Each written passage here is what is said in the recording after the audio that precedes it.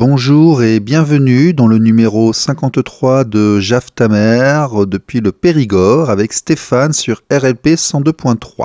Aujourd'hui, dans ce numéro 53, nous aurons la suite du débat initié la semaine dernière, justice et subjectivité, toujours avec monsieur Claude Néris, ancien policier devenu prof de droit et président d'SOS Exclusion Parentale, ainsi qu'Olivier Guerrier, enseignant à l'Université de Toulouse, maître Tapiero, avocat, Ricardo Fernandez, en tant qu'exemple absolument intolérable, un de plus, et donc moi-même en tant que président de l'association Équité Parentale. Avant de vous laisser dans ce débat, je vous annonce que la semaine prochaine, nous aurons une interview exclusive de Maïté Lonne, la vice-présidente de l'association Les Enfants d'Argus, qui lutte contre la pédophilie, membre de l'Observatoire des violences faites aux femmes en Belgique et porte-parole de l'Innocence en danger Belgique. Madame est éducatrice, habite à Bruxelles et également auteur de plusieurs livres dont nous parlerons vendredi prochain. Voilà, ne bougez pas pour ce débat, c'est tout de suite après ça. RLP. Radio libre en Périgord.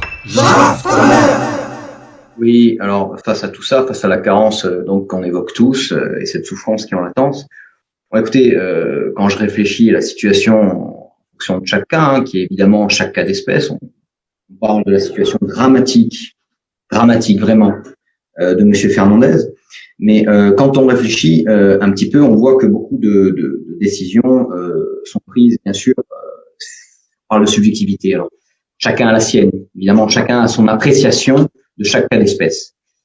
Il y a l'émotion qui guide aussi, il y a beaucoup la médiatisation, il y a l'air du temps. Je vous invite vraiment tous vos auditeurs à lire un magnifique livre qui a été écrit par un confrère, coécrit, qui s'appelle La dictature de l'émotion, voilà, de 2002. Bon.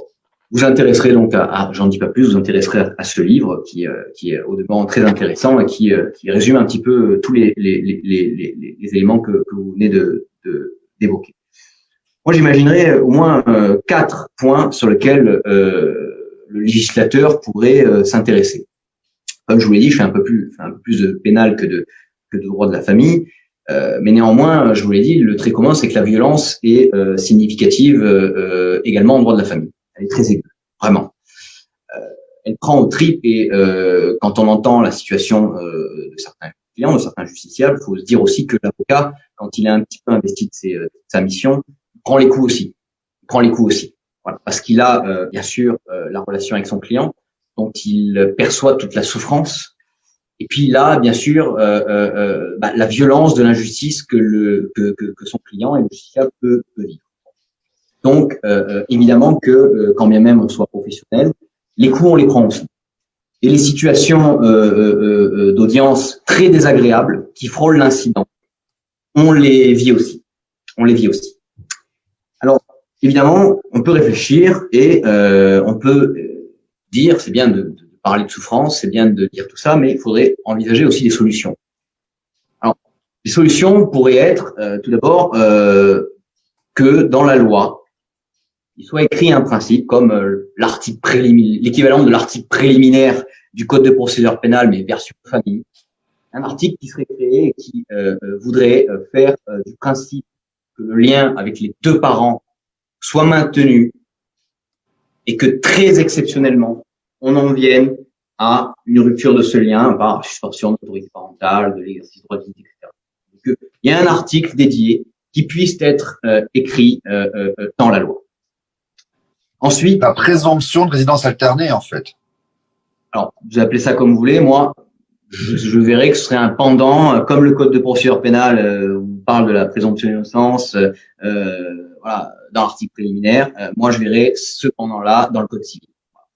On a une inflation législative. Je crois qu'un article de plus, un article de moins, ça va mieux en le disant. En gros. Ensuite, je serais pour que le juge aujourd'hui, le juge aux affaires familiales, a des compétences énormes depuis 2010 et les réformes successives.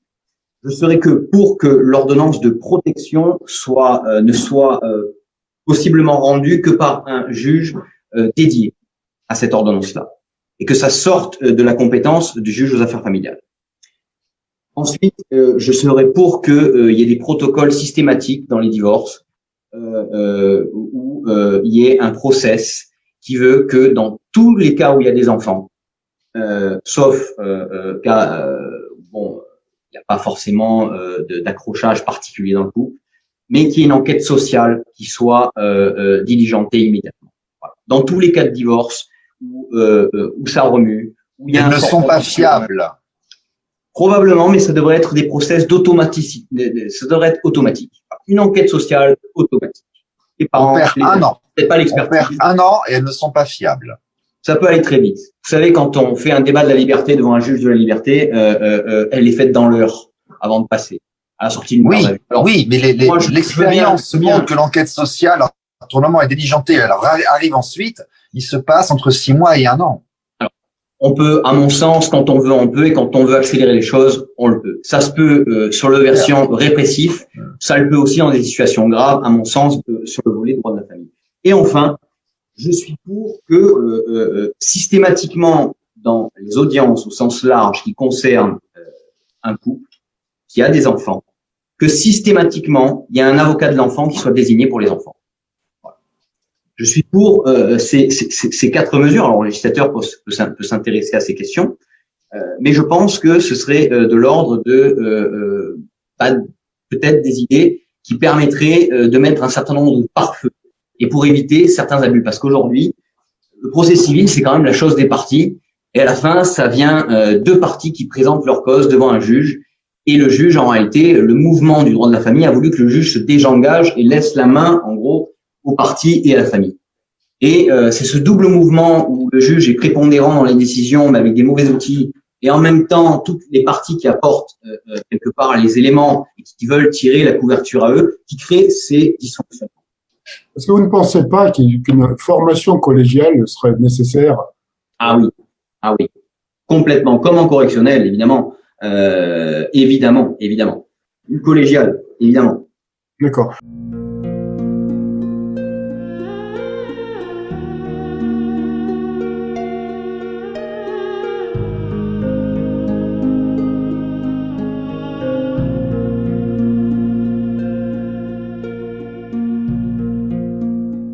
Il y a un autre problème soulevé tout à l'heure par Stéphane. C'est vrai que le problème des enquêtes sociales réalisées par des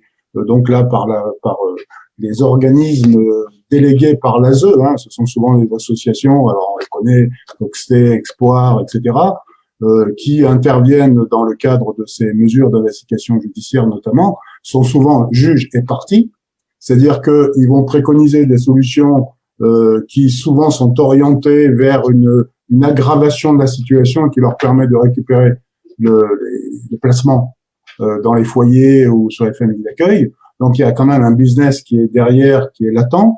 Et puis, en plus, il y a un problème de formation. Lorsque on demande à un éducateur, même éducateur spécialisé, de se prononcer sur le comportement d'un parent par rapport à ses enfants et que cet éducateur, il a 20 ans, je suis désolé, mais il y a un problème.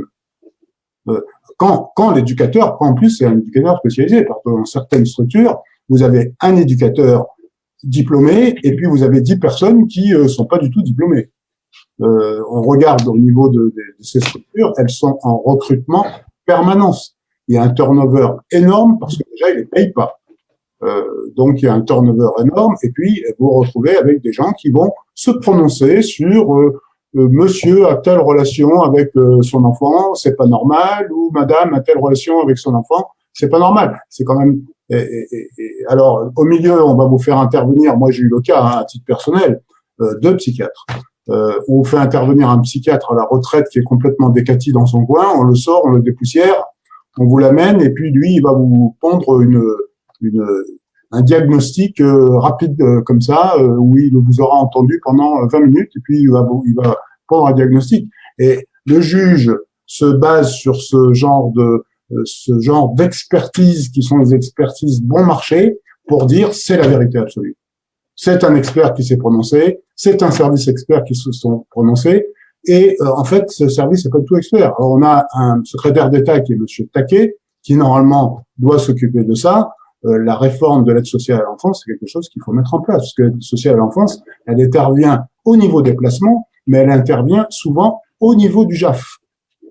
Lorsqu'une mesure d'investigation judiciaire est confiée à ces organisations, il faudra déjà peut-être revoir la compétence des gens qui mènent ces mesures. Ricardo? Ouais, moi je peux intervenir rapidement sur les enquêtes sociales, juste pour signaler, puisque je suis là pour témoigner de mon cas, que dans mon cas les enfants n'ont jamais été entendus seuls, alors par un quelconque acteur de la justice, qui pourtant étaient plusieurs à se prononcer, n'ont jamais été entendus, et que par ailleurs, même par des tiers, donc on parle de l'ASE ou qu'il s'agisse d'autres tiers, on va dire, qui peuvent être impliqués. Pour autant que moi je puisse le savoir, puisque bien entendu je n'ai plus aucun contact ni aucune information, pour autant que je puisse le savoir, c'est-à-dire à travers les pièces produites en justice, mes enfants n'ont jamais été entendus hors la présence de la mère. Jamais. Il n'y a pas une pièce. Voilà.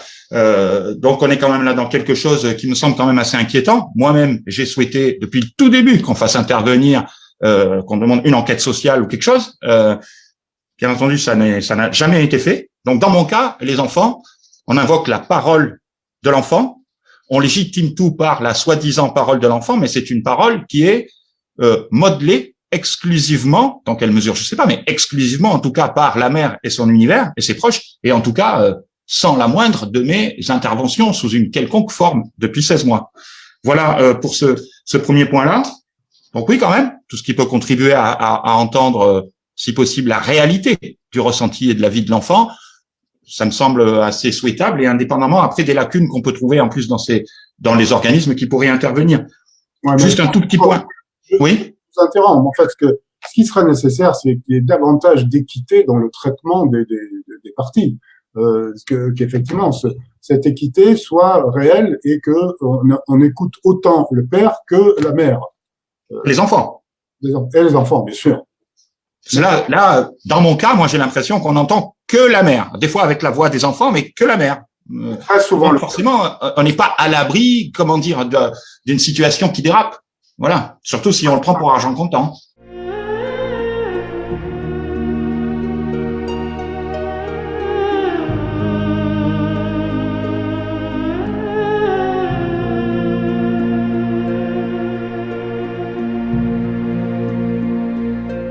Maître Tapiro, à vous. Et que l'émotion, surtout, les phrases, les traverses dans lesquelles qu'on peut rencontrer par l'émotion, par le sentiment d'injustice, par les tensions, par la peur, soient appréhendées différemment. Tant que le Rubicon n'a pas été franchi des violences, etc., quand on en vient à évidemment certains excès qui sont toujours regrettables, évidemment, que le juge puisse admettre que quand on enlève la chair de sa chair, la raison, elle est plus prépondérante. Et ça vaut pour chacun de nous. Tout à fait. Olivier? Non, ce qui me paraît assez incroyable en réalité, je ne veux pas vraiment tirer à boulet rouge ni de ma proposition d'universitaire plutôt dans le domaine, disons, des lettres et des sciences humaines, mais ce que j'ai constaté, et pas seulement par mon cas, c'est que on traitait finalement les affaires familiales avec une espèce de technicité un peu effrayante, là où précisément on est dans un périmètre des plus sensibles, et pourtant en France que de considération depuis des dizaines d'années pour la psychologie de la famille, de l'enfant, etc. Là, on a l'impression que c'est traité en 2 coups de cuillère à peau. Alors, il y a beaucoup de choses à dire sur l'expertise, en effet, où c'est quand même un peu la cour du roi Péto, il faut bien le dire, hein, c'est vrai, c'est-à-dire que le pouvoir a voulu se légitimer par un savoir, mais ce savoir fonctionne extrêmement mal d'une manière générale. C'est effectivement des psychiatres, par exemple, qui rendent des avis médicaux n'importe où ailleurs, on pourrait les envoyer au Conseil de l'ordre, là ils sont couverts par le juge, enfin c'est vraiment du n'importe quoi. C'est même un peu se foutre de la gueule des autres périmètres, il faut bien le dire, hein, d'une certaine manière.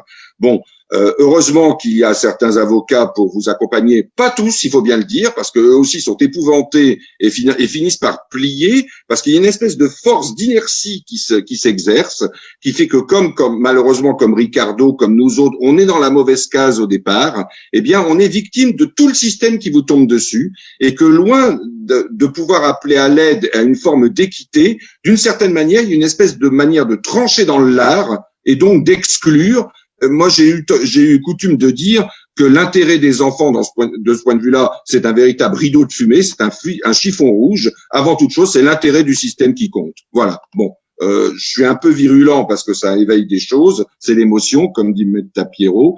Mais enfin bon, je parle encore une fois de cas extrêmes, tout en sachant que malgré tout, il y en a qui sont quand même résolus correctement, fort heureusement.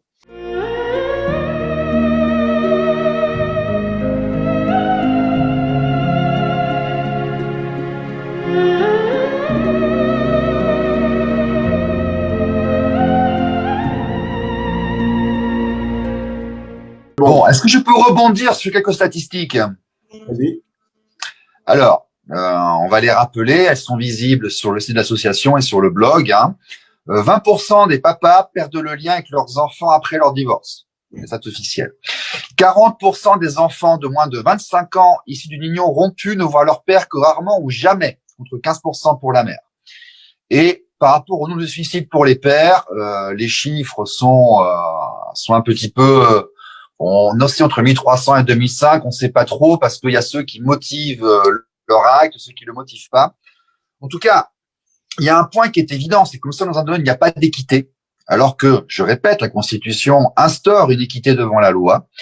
Nous sommes dans un domaine effectivement qui fonctionne mal. Je rebondis encore sur l'interview de Gérard Poussin qui nous explique que à 170 € l'expertise psychologique, il y a assez peu de candidats. C'était confirmé par Madame Dominique Mas, qui est experte à la Cour d'appel de Saint-Denis à La Réunion, qui d'ailleurs nous disait qu'ils avaient eu un scandale à La Réunion dans tous les journaux parce que les experts psychologues faisaient des copier-coller. Et donc, on se retrouvait avec 20 ou 30 expertises psychologiques qui étaient absolument identiques, sauf le nom et le numéro de dossier qui était au-dessus. Alors, c'est tellement fiable tout ça. Ça marche tellement bien que, par contre, moi, je ne demande pas plus de justice. Je demande moins d'institutions. Nous demandons au niveau de l'association, au niveau de nos contacts, ce que nous militons, nous demandons pour une automatisation et qu'il y ait moins d'intervention étatique. Parce que plus nous avons d'intervention structurelle, et plus nous avons de dysfonctionnement, plus nous avons de place pour l'idéologie. C'est-à-dire qu'en fait, quand on fait un enfant, quand on se sépare, ça devrait être comme en Europe du Nord, on garde le lien avec son enfant, sauf s'il est démontré qu'on est dysfonctionnant.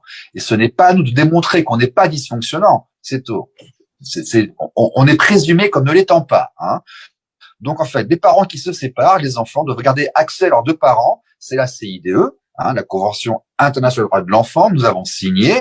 C'est l'origine à la loi de 2002. C'est le débat Ségolène Royal qui voulait que la résidence alternée soit par défaut. Ça a été dit durant les débats. Bon, les pigeons voyageurs sont jamais arrivés aux divers tribunaux parce qu'ils sont perdus, ça n'a pas encore été appliqué. Depuis 18 ans, ils n'ont pas compris encore ce qu'on leur demandait, ces gens. Mais moi, je demande à ce qu'il y ait moins d'institutions, plus d'automatisation et qu'on encourage au maximum la conciliation au lieu d'utiliser des intervenants qui, sont peu motivés ou qui vont être médiocres pour des raisons X ou Y, ou alors qui, par intérêt personnel, vont mettre des flammes et enflammer, compliquer les situations parentales. Intéressez-vous peut-être aux décisions qui ont été rendues par la Cour européenne des droits de l'homme sous l'angle de l'article 8 de la Convention européenne des droits de l'homme. Vous pourriez être surpris de l'appréciation qu'en fait la Cour européenne sur la question de l'article 8 adapté à la famille. C'est très instructif quand elle estime elle-même que le lien doit être maintenu et qu'il est de la responsabilité de l'État. Mais oui, je suis d'accord. De manière positive, voilà. Je suis tout à fait d'accord avec vous, maître. Moi, je constate seulement que nous avons un flux constant de personnes. Mais je Ça rejoint comprends exactement. bien. Mais oui, mais dans la pratique, ce n'est pas appliqué. Ah, Et donc, pour soulager la souffrance des gens et pour aider, moi, je demande à ce qu'il y ait moins d'institutions. Lorsqu'on en est à 6 mois pour avoir une audience, parfois 1 an et demi dans certains endroits, et que les enfants ont 4 ans, comment on fait? Vous voyez ce que je veux dire? C'est, donc vous avez des fois des décisions qui sont rendues et qui avec le nom d'autres personnes. Oui, ben voilà, c'est tout ça, vous comprenez. Je vous critique pas vous, je critique pas les personnes, hein, comprenez-moi bien. Hein. Je critique la mise en place d'un système et pour moi, il faut simplifier. Simplifier, ça veut dire qu'on pourrait prendre il y a beaucoup de choses qu'on pourrait automatiser sans forcément les mettre en fonction du jugement ou de l'arbitraire de personnes multiples qui... Enfin, attendez, moi je me rappelle d'audience où on avait les pièces devant la porte d'entrée et il n'y avait même pas d'encre dans la photocopieuse pour qu'on puisse les copier. Excusez-nous, mais c'est nos enfants, c'est nos gosses, vous voyez, c'est plus important que tout. Donc, on peut aussi demander à ce que y ait moins d'institutions dans ce domaine.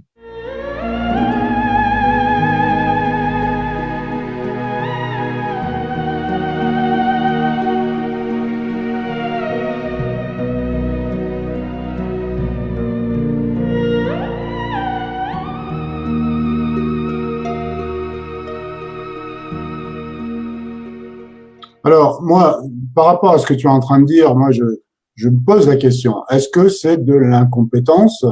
Est-ce que c'est un manque de moyens ou est-ce que c'est volontaire? Est-ce qu'on rentre, c'est pas du tout la démarche complotiste, hein, mais de se dire quand même, ça fait un moment qu'on parle des problèmes de justice aux affaires familiales, de justice des enfants. Il n'y a pas que nous. Il n'y a pas que nous, toutes les associations en parlent. Et non, mais je veux dire par là, tu vois, j'ai un ami qui s'est fait agresser sur un parking en janvier 2019. Les gendarmes l'ont appelé au mois d'août. Oui, tout à fait. Moi, là, je pense. C'est pas que le familial qui va pas. Hein. Oui, bon, je pense qu'en matière pénale, oui. Bon, alors si on va effectivement, tout ce qui concerne les non-représentations d'enfants, il y en a qui ont des postes de cinquantaine et ils sont jamais. T'as des enfants qui se font agresser à l'école sexuellement, il n'y a aucun jugement avant 2 ans et demi, 3 ans. Donc, ce n'est pas que le familial, c'est un... Il y a un problème, de toute façon, au niveau, je pense, du parquet. Parce que disons, l'opportunité qu'a le magistrat du parquet du classement sans suite, pour moi, est aberrant. À partir du moment où un délit un délit ou un crime, généralement un délit est constitué, il doit être poursuivi. Il doit au moins être instruit, même s'il n'est pas poursuivi. Voilà, pour moi, je vois pas pourquoi cette possibilité laissée au magistrat du parquet de classer sans suite, c'est problématique. Nous, on a eu l'expérience, effectivement, de notre vice-présidente dont l'enfant a été tué par le père. Il y a eu quand même 10 non-représentations d'enfants. Moi, j'avais appelé personnellement le procureur de la République en disant, on joue à quoi, là? Oui, et moi, j'en ai un qui a porté plainte parce qu'il a volé son courrier dans sa boîte aux lettres. C'était 3 ans pour la plainte. 3 ans avant qu'elle soit instruite. Le procureur avait donné l'instruction aux forces de police et de gendarmerie de ne plus prendre les plaintes. Alors, c'est une façon de simplifier. C'est une faute. Il n'y a qu'à lire l'article 15 du Code de procédure pénale pour savoir que les plaintes doivent être reçues. D'accord. Oui. Ensuite, heureusement qu'un classement sans suite en France, ce soit pas la porte définitivement fermée à ce qu'une justice pénale s'exerce. Vous avez toujours la possibilité de procéder si vous avez un certain nombre d'éléments de preuve, parfois de citation directe. Et vous avez également, dans un certain nombre de cas, évidemment, la possibilité de saisir un juge d'instruction par une plainte avec constitution de partie civile déposée entre les mains du doyen des juges d'instruction. Voilà. Ça fait partie des armes très dérogatoires par rapport à d'autres pays que nos justiciables français possèdent et qui sont évidemment très peu souvent mises en œuvre. Ouais, voilà. J'aurais tendance à vous dire très peu souvent mise en œuvre. Quand on est à l'aide juridictionnelle, c'est vrai qu'on n'a pas à sortir d'argent pour ce genre de procédure. Quand on n'est pas à l'aide juridictionnelle, c'est quand même des procédures qui coûtent de l'argent. On va vous demander une consignation. Voilà, donc c'est quelque chose qui est pas lorsque là la justice gratuite, là, elle l'est pas. C'est le pendant du fait que la victime a des pouvoirs très dérogatoires en matière de procédure pénale. Voilà, que n'ont pas d'ailleurs certains autres pays. Je répète. D'accord. Voilà. Mais il y a ce volet-là qui mérite également toutes les attentions. Parce que quand des cas graves se passent, vous n'êtes pas sans moyens pour agir. Il n'y a pas que le juge aux affaires familiales qui peut régenter la matière. Voilà. Les violences psychologiques, certes, syndrome d'aliénation parentale, etc., c'est pas reconnu. Encore une fois, je rentre pas dans le débat, mais en termes de violence psychologique, c'est reconnu. La non-représentation d'enfants, c'est reconnu. Voilà. Bon, il y a encore des moyens, heureusement. Encore, mais je pense il y a quand même une volonté que ces moyens s'amenuisent de jour en jour. Toujours, je suis pas dans le complotisme, mais je vois les pressions qui sont faites par des associations néo-féministes notamment pour la suppression de la non-représentation d'enfants, etc. Il y a vraiment une volonté, je pense, de porter atteinte. Alors c'est peut-être que je vais trop loin dans ce mode de raisonnement, mais c'est ce que je pense. Je pense qu'il y a une volonté de porter atteinte à la cellule familiale et une volonté de diviser. Ça, je le ressens comme ça, une volonté de diviser. On tape d'abord sur le maillon fort qui est le père. Ensuite, la femme se retrouve dans une situation souvent précaire parce qu'une famille monoparentale, c'est un problème. Hein, ça la précarise. Et donc, ça permet effectivement d'avoir la mainmise sur cette population qui est précaire et dont on fait un peu ce qu'on veut. Enfin, je le ressens comme ça. Alors peut-être que c'est une approche complotiste, mais bon, les faits me démontrent, ou alors je comprends pas. Je comprends pas quel est l'objectif, pourquoi on ne met pas en place, alors qu'effectivement il y a des discours depuis des dizaines d'années sur l'humanisme qui doit régner par rapport au traitement de la famille, et on fait tout l'inverse.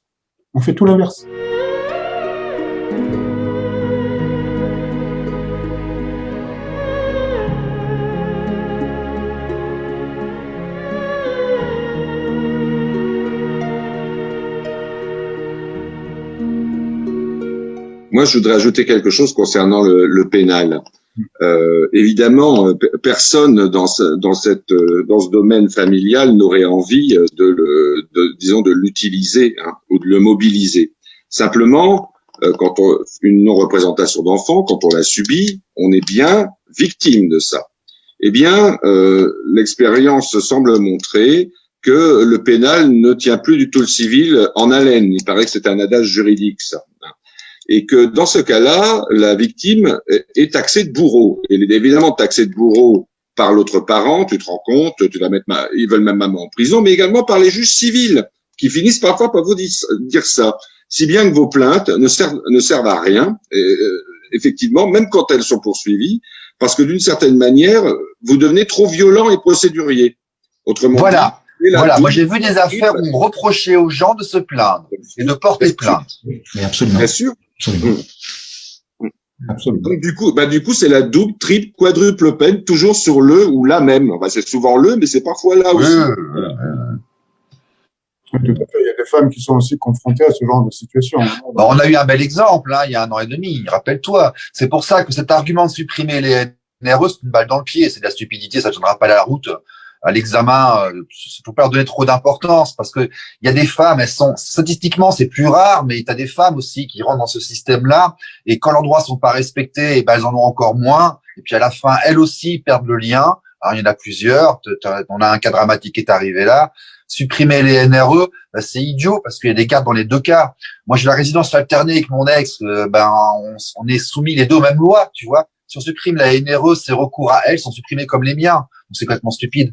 On a le cas également au niveau des familles homoparentales qui, elles, sont confrontées à la même situation que les familles.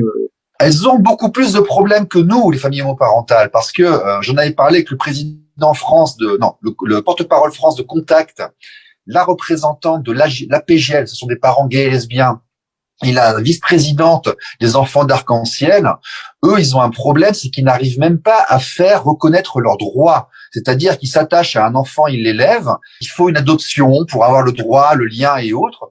Et quand ils se séparent, ils vont au tribunal, et puis quand ils en sont en séparation conflictuelle, on donne l'enfant aux parents biologiques. Point final, l'autre n'existe plus du tout. Donc ils ont encore plus que la famille conventionnelle, un problème de résolution et d'accès à l'enfant lors des séparations.